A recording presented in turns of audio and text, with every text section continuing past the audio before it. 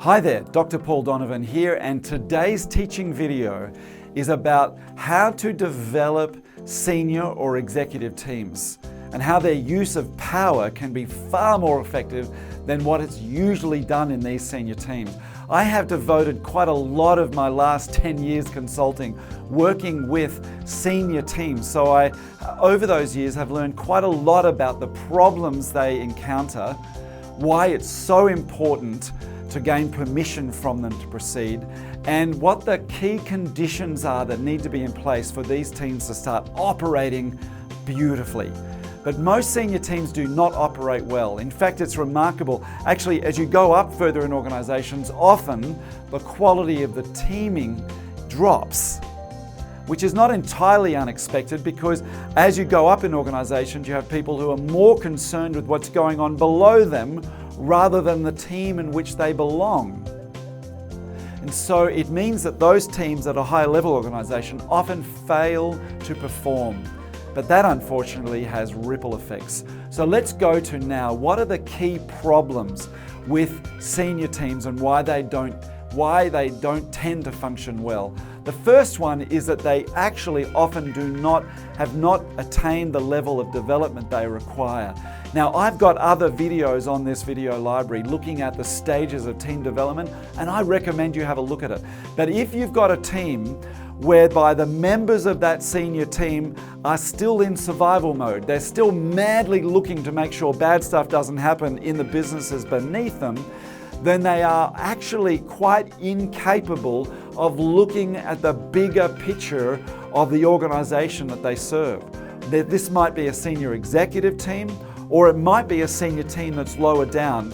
But if any team with people that have, any team constituted by people who have people reporting to them, will mean that if they're in survival mode and they haven't quite got to where they need to be to address the bigger picture concerns. And now this is especially true of executive teams. If executive teams come together and can't find a space where they can look at overall organizational issues, then boy oh boy, we have a problem. They may not have developed to that area. But that's critical that they get there. If you have not got there, what's one of the problems that prevent that happening? Is that often the CEO of an executive team are not exercising their power sufficiently or appropriately to create a senior team. In fact, they may be avoiding doing so because it's tough and confronting work to create high-performing teams, often personally confronting at some level. So if your CEO or the person who's the most senior person in your team does not want to do that work, then they will avoid it and they will use their rank to do so, and it's very hard for anyone else in that team to make it happen. I know, I want to let you know, I've been approached over the years, I can't tell you how often, by individual members of an executive team who want me to come and help make their team operate really well. But the CEO wasn't bought in. I've actually said no to work with organizations where I sensed that there was one or two members really dedicated. Usually it's an HR person and maybe one other person. But then I've sensed that the CEO wasn't really bought into it, and I've said I won't do it. I won't proceed unless I've got the access and the approval of the CEO and the commitment for them to do that. So the next final problem associated with senior teams who are not doing this is that in actual fact it means that when they get together they do not look at organizational wide stuff. They end up just spending an inordinate amount of time just updating each other. And then that means that what happens is that organizational wide challenges do not get addressed. The only issues that really get addressed are the ones inside each person's patch. But there are some organizational patterns or issues that are so pervasive as to be affecting everyone's or most people's patches, but it doesn't get addressed. Or if it does, only in a local way. So there are the problems with senior teams and why it often doesn't happen.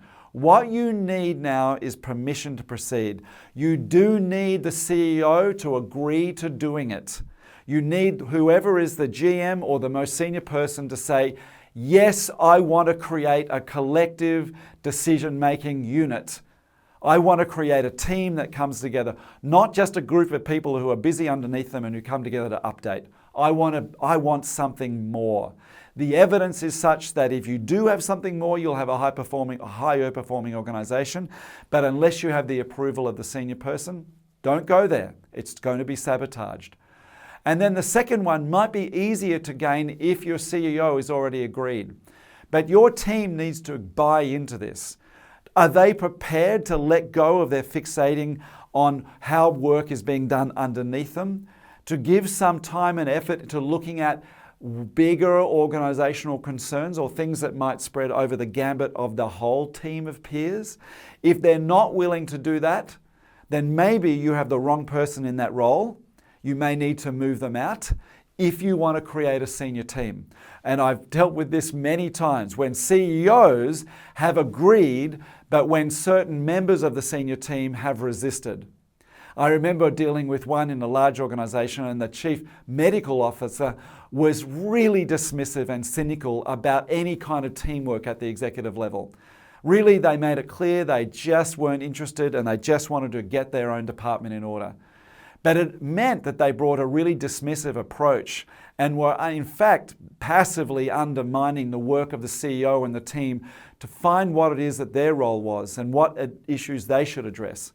And ultimately, that CEO had to let go of that chief medical officer because they weren't fit for the job. They need to be able to take an overview approach. And so, okay, if you've got those things, then it's time to look at putting in place the conditions required for any senior team to grow. Now, I call these conditions because, as other research has shown from teamwork, you can't action plan teams into existence. You really can't. It's like action planning a family into being a functional, it just doesn't work that way. But what you can do is you can create the conditions so that that garden grows. And a team can be thought of as a kind of a garden that grows. But they will grow if you set the right conditions in place. So, let's start with this.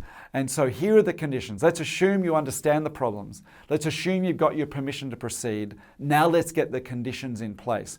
The first thing you'll need to do is you'll need to design your team. Who is going to have the power in that team to operate?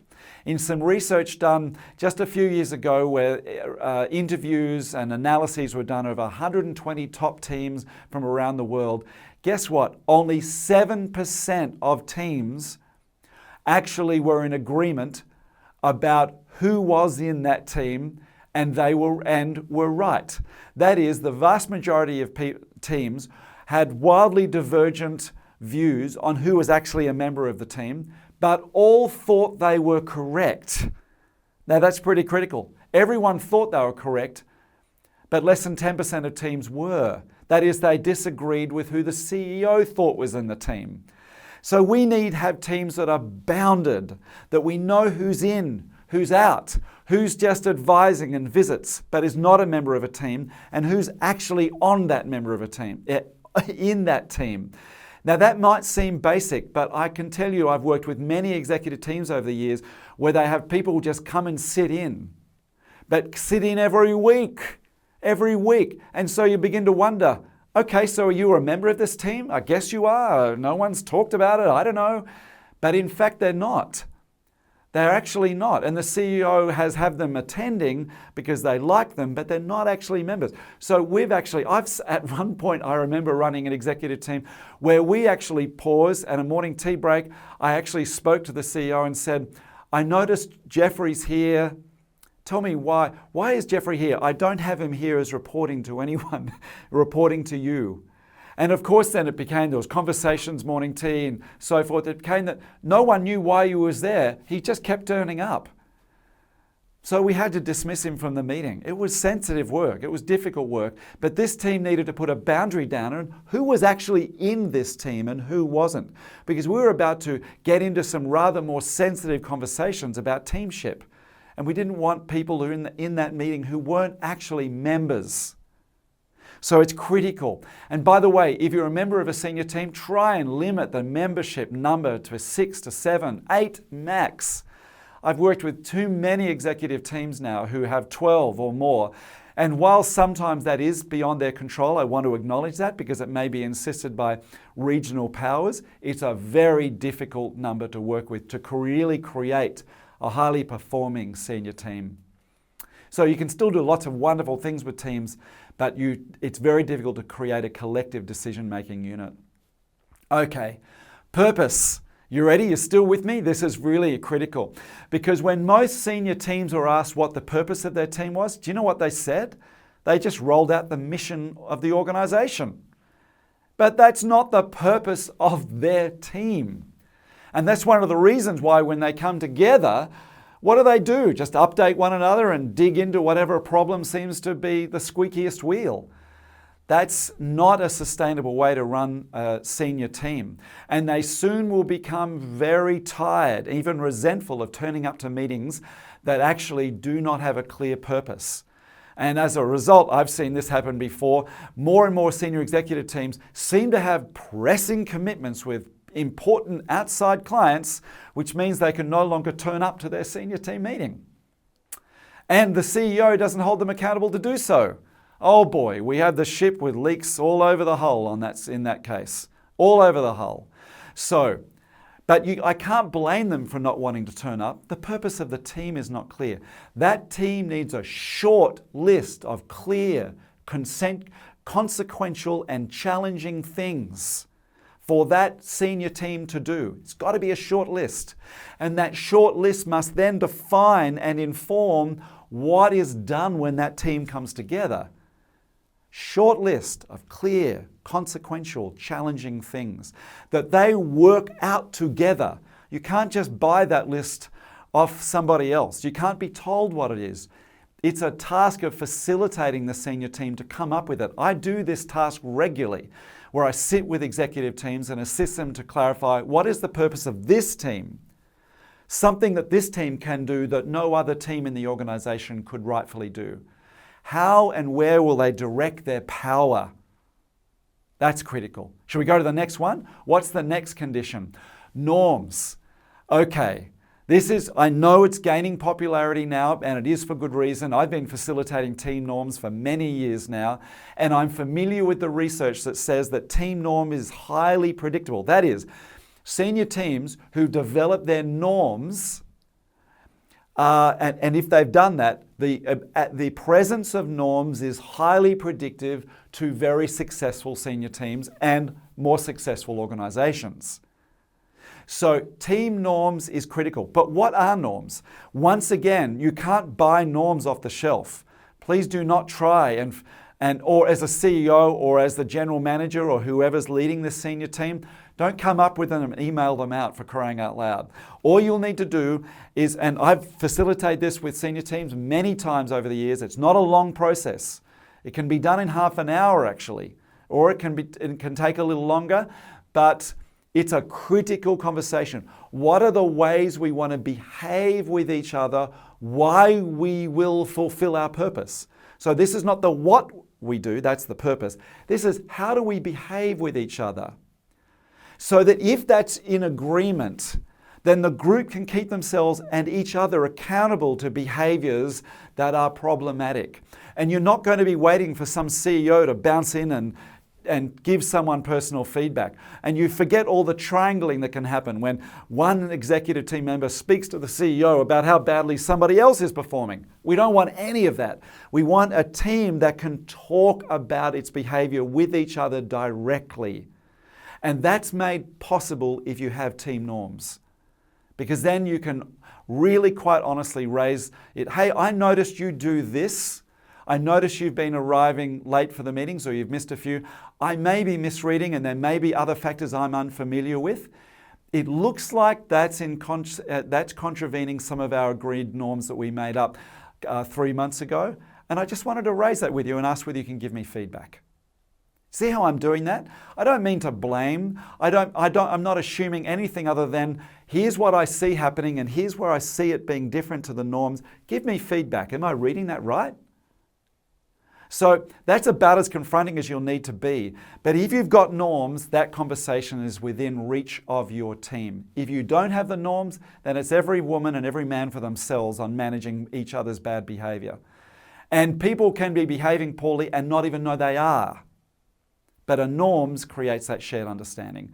So we've covered design, we've covered purpose, we've covered norms. Okay, now we get to meetings. Wow, okay, I could talk with you for an hour about this, so I'm going to do it in just 60 seconds. How does that sound? Do you like that idea? I want to let you know that we have wonderful technologies to help teams figure out how to decide things together.